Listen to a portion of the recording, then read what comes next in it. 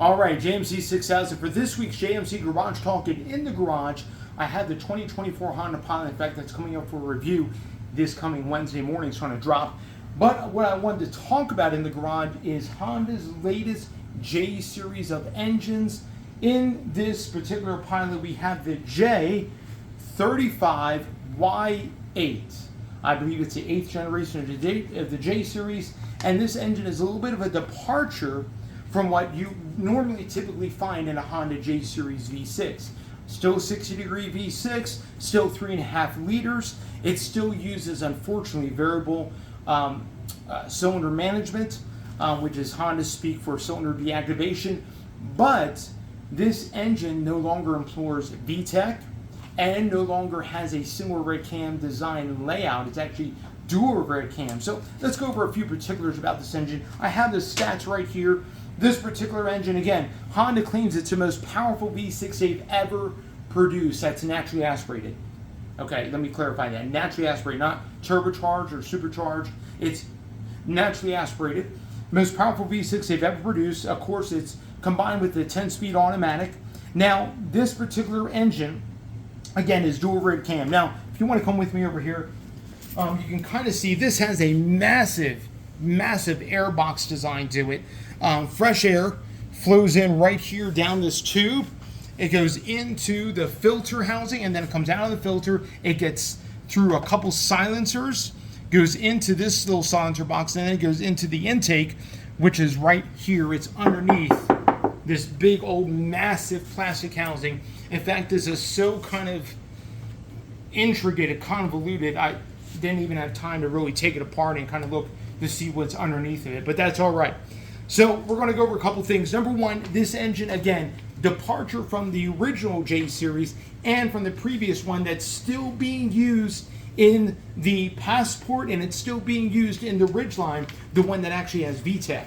This particular J series still uses a timing belt, just like the older one. It's one of the downsides of this engine. It still uses a timing belt, but it also is dual red cam. It has variable intake and variable exhaust cam timing, which the variable intake cam timing solenoids are right here.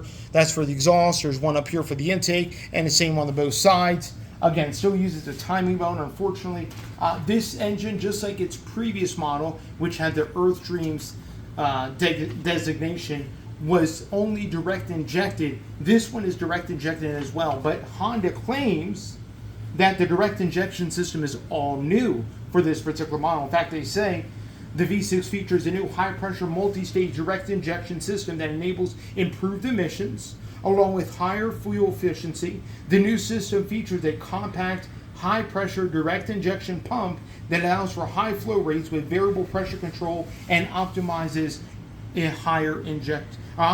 injector operation. New multi-hole injectors squirt fuel directly into each cylinder at 30 MPa of fuel pressure, up from 20 for a more fuel-efficient combustion and without loss of torque. Again, this engine unfortunately uses variable cylinder management, VCM, or Honda speak for cylinder deactivation. Unfortunately, on this particular engine, now they will say that the previous J series, the 3.5 liter that was single red cam, that's used in the current Passport and used in the current Ridgeline, which does employ VTEC, which locked the rock arms, activating the valves together to prevent the valves from opening when VCM was active. Now, a pin in the valve lifter assembly is held in place with oil pressure. When VCM is activated under light cruise, the engine's electronic control unit, or ECU, changes the oil flow path, allowing the pin to slide out of the lifter, creating a gap that prevents the valve from opening. When the ECU decides all 6 cylinders are needed, the system would readjust, slide back the pin, and reactivates that particular valve to have power once again. From my recollection, I believe VCM is just on the intake side. No, I'm sorry, it's on the intake and the exhaust side. The sensor for the VCM solenoid is right here. That is the VCM solenoid right there. So you see it right there. That's on the exhaust, and I believe there's one on the intake as well. So again, just to kind of recap and go over while we had this engine in the garage, Many Honda loyalists were upset when Honda introduced this engine because it doesn't have the traditional VTEC. That VTEC comes on right around 3,800 RPMs. You have that, you know, it sounds pretty cool. You can hear it if you watch 0 to 60 videos of the current Ridgeline, of the current Passport, of the previous Pilot before this. And this engine doesn't have that sound at all. It doesn't have that traditional VTEC kind of get up and go either. I would say this engine does kind of feel weak. I'm not going to lie. It doesn't, I mean, Honda claims 3 more horsepower over the traditional or over the previous J series, but I can't feel it, and it doesn't really feel that strong. Whereas with the VTEC version, you can actually feel it when it actually kicks in. It's actually almost like a turbo or something like that. It kind of kicks you in the seat. It's pretty cool. You really don't feel that with this guy, and you don't hear it as well. It just sounds like a nondescript, run-of-the-mill V6. Now, when it comes to maintenance in this V6, that's where I think this V6 fails in a lot of ways. First off, you got to make sure you do your oil changes and you do them on time, and you use clean, good oil because of not only the VCM solenoids, but also of everything else this engine has in it. It also talks about it has low tension piston rings, the new pistons, and everything else. And because of that, you got to make sure the oil is clean. Otherwise, this thing is going to eat oil.